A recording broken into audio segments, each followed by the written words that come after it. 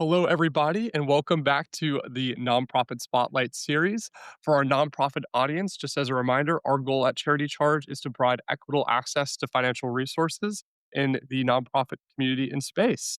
Today, we are joined by Tony Cunningham. She is the president and CEO of the Godman Guild, and they are doing incredible work in creating durable skills and empowering the youth to be ready for the workforce. Tony, thank you for taking some time to join me today and tell me a little bit more about the work you're doing out there at the Godman Guild. Awesome. Thank you for having me, Grayson. I appreciate the opportunity to share the work that we do at Godman Guild here in Columbus, Ohio. So, we are a settlement house, which is an organization that originally, when we started back in 1898, was brought in to assist individuals who needed support in their local communities. They may have been, immigrants who had come to the Mm, country and needed the opportunity to connect and into the community. So we started with helping with basic needs. Over the years, we've gotcha. evolved into really looking at how do you sustain and then thrive, right? And so, in thinking Yeah. about what causes people to thrive, it's the ability to get a good job with a great wage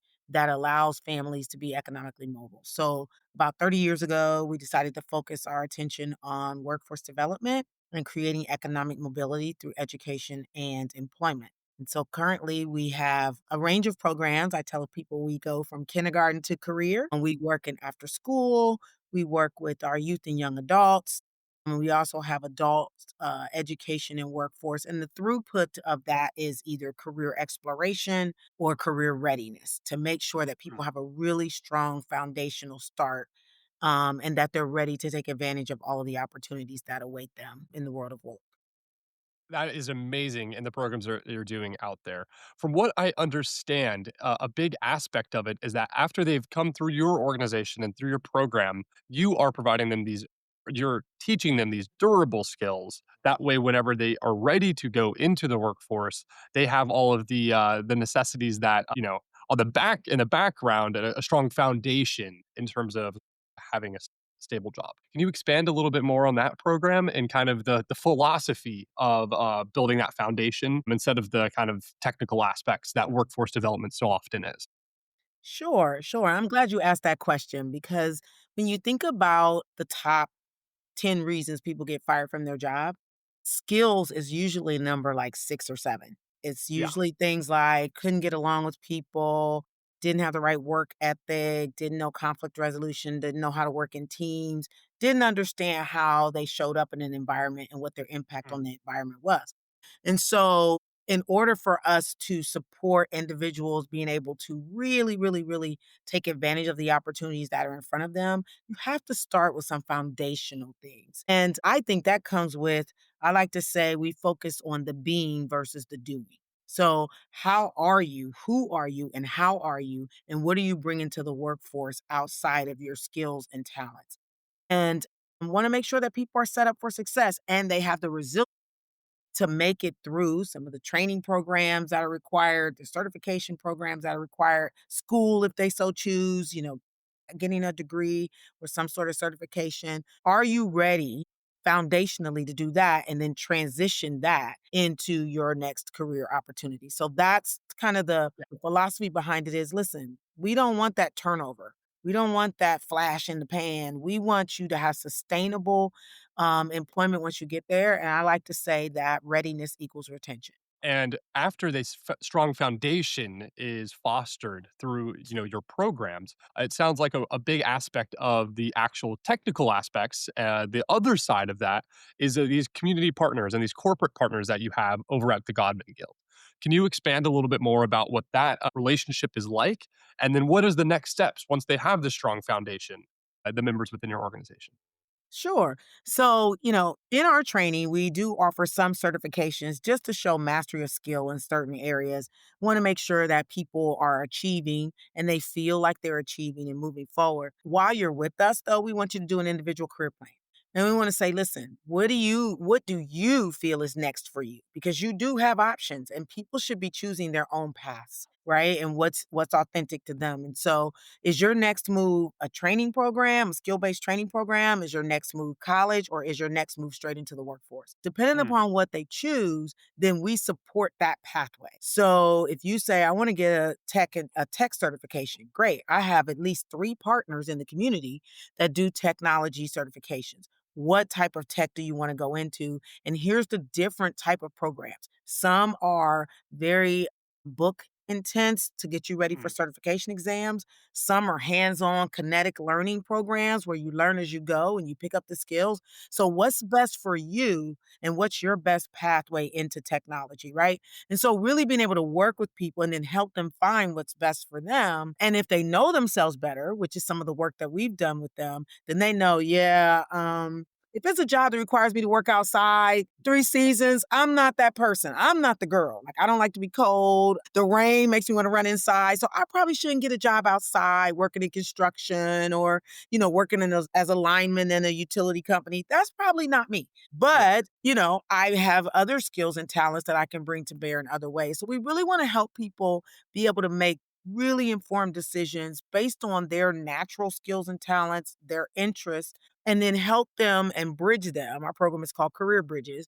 We bridge them to their next. Now, if it's employers, we like to partner and say, hey, we've got people that are ready because a lot of employers will tell you, I'll train them in what I need them to do. I just need them to come ready. I need them to Mm, come with the basic competencies done. And so we can say to employers, listen, if you have an amazing on ramping and training program, we have amazing people that are ready to take advantage of that opportunity, and they have a higher likelihood of success because they've gotten those foundational things done. So it's really finding the right partners who can support individuals in their next and making sure we make those connections and kind of bridge them into those opportunities. and as you mentioned, every single person probably coming through your program, they have their own unique set of skills and also where their passion and what ignites them comes from. So connecting them with the right path after they have that strong foundation and they've been able to maybe even spend some time thinking about what that right path is, that's probably just so impactful for the members of your community. Yes, yes, that's really the magic, right? That's the special sauce is that people they have agency. They now know that they have options. They now understand themselves better and are like, "You know what? Mm, I really can do this. I yeah. didn't realize that when I was tinkering and taking apart ink pens when I was a kid, I have an engineering type mind, or I have a mind that can really connect dots and put things together. What type of roles are good for that, right? And giving them a Mhm. list of the type of careers and how much money you can make. Because let's keep in mind, we are trying to create economic mobility. We're trying to Yes. take you from even a livable wage to a thriving wage. What skills do you need and what connections do you need to get there? And so when you start showing people that and then showing them themselves and how they really do fit, you would be surprised how many people just take off, right? Because somebody Yeah. believes in them and actually shows them a mirror like you really can do this. You really are capable. We want to just make sure you do it in a way that's going to support your dreams and goals. Well, that is amazing. And obviously, your passion for this topic and for your community comes through in our conversation. You've been at the organization, as the CEO for a little over 2 years. Tell me a little bit more about the background that led to being at the Godman Guild and your background within the nonprofit space. Sure. So I didn't start out in the nonprofit space. I'm one of the people that I started out as a person that we now call stars, people who are skilled through alternative routes. And that's something that came from opportunity at work. They coined that phrase to think about individuals who are taking a non-traditional pathway to the workforce. Mm, So at 18, right out of high school, I literally went to work for state government and did it for 22 years, right? So I got my college degree, 2 of them, while working for the state.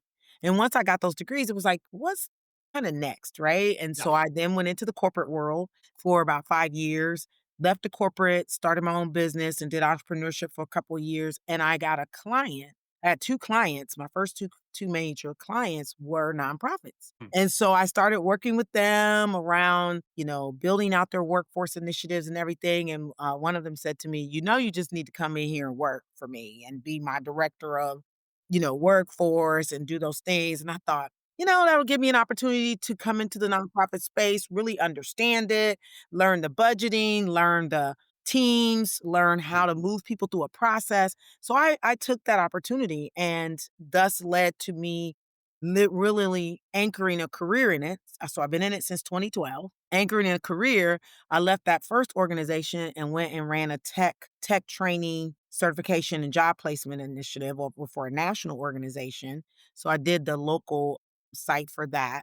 And then I stepped away for about a year and went and worked at a software startup. And I Mhm. came back because I started getting pulled back in. People were like, "Oh, there are CEOs retiring in some of these workforce nonprofits. We'd love for you to take a look at it." And so I did in 2023. I took the role as the CEO of Godman Guild after my predecessor retired after about 25 faithful years of service to the organization.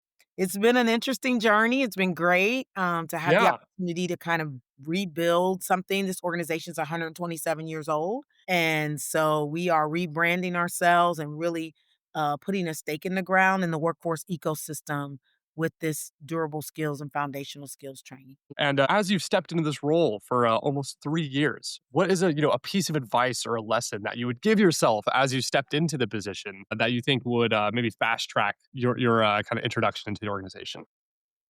Yeah, I would tell any new leader taking over the organization to understand that you can't boil the ocean. You literally cannot. You Mm, come into organizations that, these boards, so nonprofit boards select you, and they know kind of on the outside what's happening, but you're going to get a deep dive as soon as you hit the door about what's really happening. And you're going to see things, and you're going to want, because of being new in the role, and you're going to want all these things to be happening, and you're going to want to attack everything. And I would say you have to stop and really do an assessment and then look at how you would prioritize the things you want to get done and make the main thing, the top priority, something that if you get this right, all the other things are going to be easier to do, mm, right? And I tell my team a lot about juggling because we're all juggling and multitasking. And I'm always saying, you can juggle a lot of balls and have them in the air, but just don't drop a glass 'cause glass shatters. So some yeah. things you can drop and let fall, they'll bounce back up, but glass ones shatter. So what you have to do as a leader is identify what are those glass balls and prioritize them and give them the proper attention so that then it allows you to do Mm. the other things in the organization and people first. So look at your team, honor your team, value your team, but evaluate your team. So, do you have the right team for where you're trying to take the organization next? And if so, what types of things do you need to pour into them so that they can move along with you as you evolve? So, a lot of times leaders are frustrated because in their mind, it should be this, and this. And the team, it's a shift for them, it's a paradigm shift for them. And so, they're not understanding how the leader and the visionary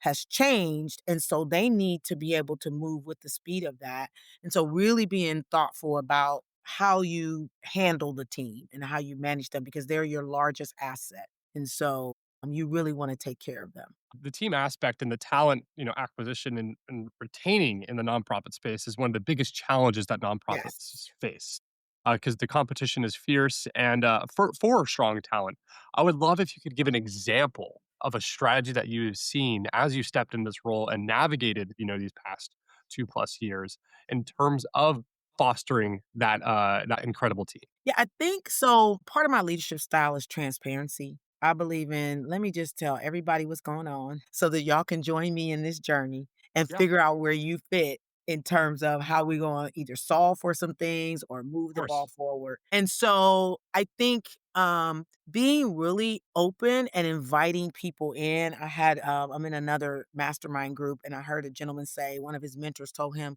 you need to help your team fall in love with your problem. Mm, Because if they fall in love with it and take it on as their own, their minds will start to click about how we can help you, how they can help solve it. And so, really exposing the team and giving them opportunity into some areas that a lot of times we're nervous about. Like, we handle this at the leadership level or this is at the executive level. You find a way. Now, it needs to be delivered to them in a way they can digest it and apply yeah. it back to their own desk. But the reality is in nonprofit, we're all fundraisers because everything you do is going to Yep. attract or detract investment. So the way you do your work matters. We all want to have community impact. So even if you work in finance, you're still having an impact on the person that came to the organization for help and support. Mm, So you want to make sure everybody is one band, one sound, and we're all moving in the same direction, but giving them as much information as you can in the right way at the right time so that yeah. everyone feels like they're a part of really making going and doing evolving this organization and getting to that vision that everybody's so excited about. And so that has worked really well when people can take some ownership and really say, what can I do in my role? I have a new Mm. chief program officer, and his theme right now is leading in your role. So everyone's a leader in their own role, right? How can we support you in leading at the highest levels in the role that you have in the organization? I absolutely love that. And on that theme of the mission and where the organization's driving towards, what's on the horizon for the Godman Guild? Do y'all have any exciting events on the coming up as we wrap up the end of the year? We do. So our annual event is Mobility Makers, and that's actually next week. So we Okay. have an event where we celebrate people who support economic mobility in our community. So we usually have a corporate partner that's a big supporter. Corporations are really big with helping, especially around workforce and filling talent pipelines. So we give an award for that. We have a community award that we give. So this year we have a community award. We're going to partner with a school, the after school program we have. We've been in that elementary school for more than 20 years in that community. So we really want to honor them and that Mm, partnership. And then we do an honorary a guilder, which is somebody who came through our programs and down yeah. through the years and where they are now. So we have a woman who started off getting her GED in our Mhm. program. She now has a master's degree. She's the head of her civic association. She's held Wow. positions in corporate. She literally went from a GED to a master's degree. So, and she did part of that through our organization. So we want to honor that and celebrate and have fun. The theme is imagine the possibilities.